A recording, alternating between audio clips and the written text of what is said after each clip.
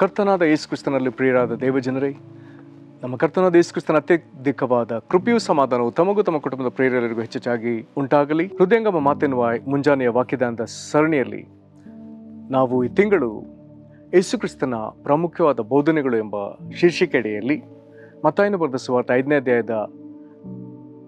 5ನೇ ಅಧ್ಯಾಯದಿಂದ 7ನೇ ಅಧ್ಯಾಯದವರೆಗಿನ ಕೆಲವು ಪ್ರಾಮುಖ್ಯ ಅಂಶಗಳನ್ನ ನಾವು ಧ್ಯಾನಿಸ್ತಿದ್ದೇವೆ. ಈ ದಿನ ನಾವು ಧ್ಯಾನಿಸುವಂಥ ದೇವರ ವಾಕ್ಯದ ಭಾಗ ಮತ್ತಾಯನು ಬರೆದ ಸುವಾರ್ತೆ 6ನೇ ಅಧ್ಯಾಯದ 1ನೇ ವಚನ. ಮತ್ತಾಯ 6:1. ಜನರು ನೋಡಲೆಂದು ನಿಮ್ಮ ಧರ್ಮ ಕಾರ್ಯಗಳನ್ನು ಅವರ ಮುಂದೆ ಮಾಡಬಾರದು. ನೋಡಿರಿ, ಹಾಗೆ ಮಾಡಿದರೆ ಪರಲೋಕದಲ್ಲಿರುವ ನಿಮ್ಮ ತಂದೆಯ ಹತ್ತಿರ ನಿಮಗೆ ಫಲ ದೊರೆಯದು.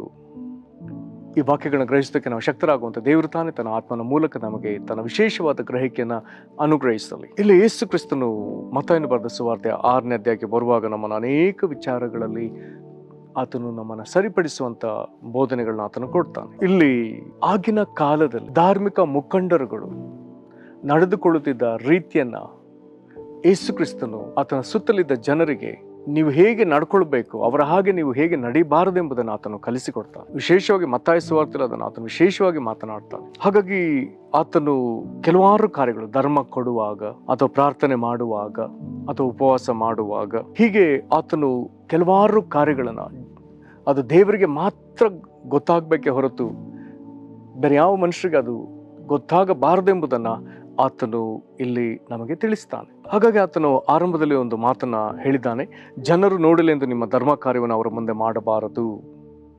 ನೋಡಿರಿ, ಹಾಗೆ ಮಾಡಿದರೆ ಪರಲೋಕದಲ್ಲಿರುವ ನಿಮ್ಮ ತಂದೆಯ ಹತ್ರ ನಿಮಗೆ ಫಲ ದೊರೆಯದು ಅಂತ. ಹಾಗಾದ್ರೆ ನಾವು ಮಾಡಿದ್ದಕ್ಕೆ ದೇವರಿಂದ ಏನಾದರೂ ಫಲ ದೊರಿಬೇಕಾದ್ರೆ ಅದನ್ನ ಜನರ ಮುಂದೆ ತೋರ್ಪಡಿಸಿಕೊಳ್ಳೋದು ಬೇಡ ಅಂತಾನೆ. ತೋರ್ಪಡಿಕೆ ಜೀವಿತ, ಜನರ ಮುಂದೆ ತೋರ್ಪಡಿಸಿಕೊಳ್ಳುವ ಜೀವಿತ ಬೇಡ ಅಂತಾನೆ. ಕೆಲವು ಗಂಭೀರವಾದ ದೇವರ ವಾಕ್ಯಗಳನ್ನ ನಾವು ಗಮನಿಸೋಣ. ಇಲ್ಲಿ ಯೇಸು ಕ್ರಿಸ್ತನು ನಮಗೆ ನಾನಾ ವಿಧದಲ್ಲಿ ಆತನು ತಿದ್ದುತ್ತಾನೆ. ಇಲ್ಲೊಂದು ವಾಕ್ಯ ಹೀಗಿದೆ, ಲೂಕನ ಬರೆದ ಸುವಾರ್ತೆ 16ನೇ ಅಧ್ಯಾಯದ 15ನೇ ವಚನ. ಲೂಕ 16:15. ಇಲ್ಲಿ ಒಂದು ಮಾತು ಬರ್ತದೆ ಹಿಂದಿನ ವಚನದಲ್ಲಿ. ಫರಿಸಾಯರು ಮಾತುಗಳನ್ನೆಲ್ಲ ಕೇಳಿ ತಾವು ಹಣದಾಸೆ ಉಳ್ಳವರಾಗಿದ್ದರಿಂದ ಹಾಸ್ಯ ಮಾಡಿದರು. ಯೇಸು ಸ್ವಾಮಿನ ಹಾಸ್ಯ ಮಾಡ್ತಾರೆ. ಆಗ ಯೇಸು ಕ್ರಿಸ್ತನು ಹೇಳ್ತಾನೆ, ಆಗ ಆತನು ಅವರಿಗೆ ಹೇಳಿದ್ದೇನೆಂದರೆ, ಮನುಷ್ಯರ ಮುಂದೆ ನೀತಿವಂತರೆಂದು ತೋರಿಸಿಕೊಳ್ಳುವವರು ನೀವು, ಆದರೆ ದೇವರು ನಿಮ್ಮ ಹೃದಯಗಳನ್ನು ತಿಳುಕೊಂಡಿದ್ದಾನೆ. ಮನುಷ್ಯರಲ್ಲಿ ಶ್ರೇಷ್ಠವೆನಿಸಿಕೊಳ್ಳುವಂಥದ್ದು ದೇವರ ದೃಷ್ಟಿಯಲ್ಲಿ ಅಸಹ್ಯವಾಗಿದೆ. ಮನುಷ್ಯರಲ್ಲಿ ಶ್ರೇಷ್ಠವೆನಿಸಿಕೊಳ್ಳುವಂಥದ್ದು ದೇವರ ದೃಷ್ಟಿಯಲ್ಲಿ ಅಸಹ್ಯ. ಕರ್ತನಲ್ಲಿ ಪ್ರೀತಿಯುಳ್ಳ ದೇವಜನರೇ, ಸೈತಾನನು ಈ ದಿನ ಅನೇಕರನ್ನ ಈ ಶೋಧನೆಯೊಳಗೆ ದೂಕ್ತಿದ್ದ. ಹೇಗೋ ಇನ್ನೊಬ್ಬರ ಎದುರು ನಾವು ಅವರ ಪ್ರಶಂಸೆಗೆ ನಾವು ಪಾತ್ರ ಆಗಬೇಕು. ನಾವು ಹಾಕುವ ಬಟ್ಟೆಯಲ್ಲಿಯೋ ಅಥವಾ ನಾವು ಏನೋ ಒಂದು ಮಾಡ್ತೇವೆ, ಅದಕ್ಕೆ ಜನರೆಲ್ಲರೂ ಹೊಗಳಬೇಕು. ಹಾಗಾಗಿ ನಾನಾ ವಿಧವಾದ ಸಾಮಾಜಿಕ ಜಾಲತಾಣಗಳಲ್ಲಿ ಇರುವಂತಹ ವಿಧ ಏರ್ಪಾಟುಗಳಲ್ಲಿ ಜನರು ತಮಗೆ ಫಾಲೋವರ್ಸ್ಗಳನ್ನ ಮಾಡ್ಕೊಳ್ಳುವಂಥ ಸಂಖ್ಯೆ ಈಗ ಜಾಸ್ತಿ ಆಯ್ತು. ಆದ್ರೆ ದೇವರು ಹೇಗೆ ಆದ್ರೆ ಯೇಸು ಕ್ರಿಸ್ತನು ಹೇಳ್ತಾನೆ, ಮನುಷ್ಯರಲ್ಲಿ ಶ್ರೇಷ್ಠವೆನಿಸಿಕೊಳ್ಳುವಂಥದ್ದು ದೇವರ ದೃಷ್ಟಿಯಲ್ಲಿ ಅಸಹ್ಯವಾಗಿದೆ. ಬೇಡ, ಜನರ ಮುಂದೆ ತೋರ್ಪಡಿಸಿಕೊಳ್ಳುವಂಥ ಜೀವಿತ ಯೇಸು ಕ್ರಿಸ್ತನು ಬೇಡ ಅಂತಾನೆ. ಹಾಗಾದ್ರೆ ನಮ್ಮ ಜೀವಿತ ದೇವರ ಮುಂದೆ ತೋರ್ಪಡಬೇಕು. ಈ ತೋರ್ಪಡಿಸಿಕೊಳ್ಳುವ ವಿಚಾರದಲ್ಲಿ ಆತನು ಶಾಸ್ತ್ರಿಗಳನ್ನ, ಪರಿಸಾಯರನ್ನ ಆತನು ಖಂಡಿಸುವಾಗ ಅವರ ತೋರ್ಪಡಿಸುವಿಕೆಯನ್ನ ಆತನು ವಿವರಿಸ್ತಾನೆ. ಮತ್ತಾಯನು ಬರೆದ ಸುವಾರ್ತೆ 23ನೇ ಅಧ್ಯಾಯದ 5-6 ವಚನಗಳನ್ನ ನಾವು ಓದುವಾಗಲೇ ಯೇಸು ಕ್ರಿಸ್ತನು ತೋರಿಸಿಕೊಳ್ತಾನೆ. ಹೇಗೆ ಅವರು ತಮ್ಮ ಕೆಲಸಗಳನ್ನೆಲ್ಲ ಜನರಿಗೆ ಕಾಣಬೇಕೆಂದು ಮಾಡುತ್ತಾರೆ. ವಿಶೇಷವಾಗಿ ಧಾರ್ಮಿಕ ವ್ಯಕ್ತಿಗಳ ಬಗ್ಗೆ ಮಾತನಾಡ್ತಿದ್ದಾನೆ. ಏನ್ ಹೇಳ್ತಿದ್ದಾನೆ? ಅವರು ತಮ್ಮ ಕೆಲಸಗಳನ್ನೆಲ್ಲ ಜನರಿಗೆ ಕಾಣಬೇಕೆಂದು ಮಾಡುತ್ತಾರೆ. ತಾವು ಕಟ್ಟಿಕೊಳ್ಳುವ ಜ್ಞಾಪಕ ಪಟ್ಟಿಗಳನ್ನು ಅಗಲ ಮಾಡುತ್ತಾರೆ, ಗೊಂಡೆಗಳನ್ನು ಉದ್ದ ಮಾಡುತ್ತಾರೆ. ಇದಲ್ಲದೆ ಔತಣ ಪ್ರಸ್ಥಗಳಲ್ಲಿ ಪ್ರಥಮ ಸ್ಥಾನ, ಸಭಾ ಮಂದಿರಗಳಲ್ಲಿ ಮುಖ್ಯಪೀಠಗಳು, ಅಂಗಡಿ ಬೀದಿಗಳಲ್ಲಿ ನಮಸ್ಕಾರಗಳು, ಜನರಿಂದ. ಹಾಗಾದರೆ ಹೀಗೆ ಜನರೇ ಇದ್ರು. ಒಂದು ಪ್ರಾಮುಖ್ಯ ಸ್ಥಾನ, ಪ್ರಧಾನ ಸ್ಥಾನ ತಮಗೆ ದೊರೆಯಬೇಕು.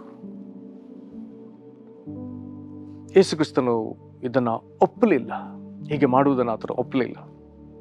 ಇಂಥವರನ್ನ ಆತನು ಈ 23ನೇ ಅಧ್ಯಾಯದಲ್ಲಿ ವಿಧ ವಿಧವಾಗಿ ಖಂಡಿಸ್ತಾನೆ.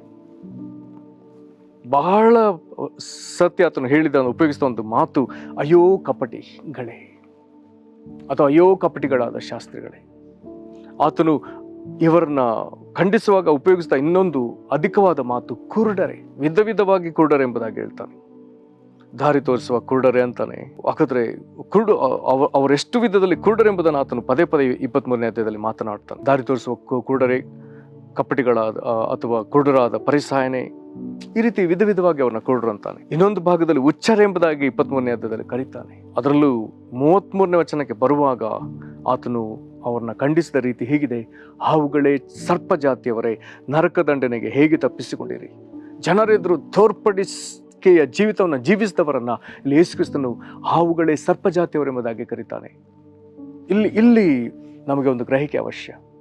ವಾಕ್ಯದಲ್ಲಿ ಯಾರನ್ನ ಸರ್ಪ ಜಾತಿಯವರೆಂಬುದಾಗಿ ಕರೆಯಲಾಗಿದೆ? ಸ್ನಾನಿಕನಾದ ಯೋಹಾನ ಯಾರನ್ನ ಕರೆದ? ಯೇಸು ಕ್ರಿಸ್ತನ ಯಾರನ್ನ ಕರೆದ? ಅಪೊಸ್ತಲರ ಪೈಕಿ ಪೌಲನು ಯಾರನ್ನ ಕರೆದ? ಪ್ರತಿ ಸಾರಿ ಗಮನಿಸುವಾಗ ನಮಗೆ ಒಂದು ಗೊತ್ತಾಗ್ತದೆ: ದೇವರ ವಾಕ್ಯವನ್ನ ಅರಿತವರೇ. ಕಾರಣ, ದೇವರ ವಾಕ್ಯವನ್ನ ಅರಿತ ಜನರು ಒಮ್ಮೆ ದೇವರ ವಾಕ್ಯದಲ್ಲಿರ್ತಾರೆ, ಇನ್ನೊಮ್ಮೆ ಲೋಕದೊಳಗೆ ಜಾರಿ ಹೋಗ್ತಾರೆ. ತಿರುಗಿ ದೇವರ ವಾಕ್ಯದೊಳಗೆ ಬರ್ತಾರೆ, ಮತ್ತೆ ಇನ್ನೊಂದು ಕಡೆ ಜಾರಿ ಹೋಗ್ತಾರೆ. ಹೇಗೆ ಹಾವು ಎಡಕ್ಕೂ ಬಲಕ್ಕೂ ಹೋಗ್ತದೋ ಹಾಗೆ ತಾರುಮಾರಿನ ಜೀವಿ ಸ್ವಲ್ಪ ಕಾಲ ಭಕ್ತಿ, ಇನ್ನು ಸ್ವಲ್ಪ ಕಾಲ ಲೋಕದ ಇನ್ಯಾವುದೋ ವಿಚಾರ, ಮತ್ತೆ ಭಕ್ತಿಗೆ ಹಿಂದಿರುತ್ತಾರೆ, ಮತ್ತೆ ಲೋಕದಲ್ಲಿ ಇನ್ಯಾವುದೋ ವಿಚಾರಕ್ಕೆ ಹೋಗ್ತಾರೆ. ಹಾಗಾದ್ರೆ ಆಚೆ ಈಚೆ ಹೋಗುವವರನ್ನ ಕಂಡು ಇದನ್ನ ಯೆಹೋಶುವನಿಗೆ ದೇವರು ಹೇಳ್ತಾನೆ, ಧರ್ಮಶಾಸ್ತ್ರ ಬಿಟ್ಟು ಎಡಕ್ಕೂ ಬಲಕ್ಕೂ ಹೋಗ್ಬೇಡ ಅಂತ ಹೇಳ್ತಾನೆ. ಎಡಕ್ಕೂ ಬಲಕ್ಕೂ ಹೋಗುವುದಾದರೆ ಸರ್ಪದಂತೆ ಹೋದ ಹಾಗೆಯೇ, ಹಾವಿನಂತೆ ಚಲಿಸಿದ ಹಾಗೆಯೇ.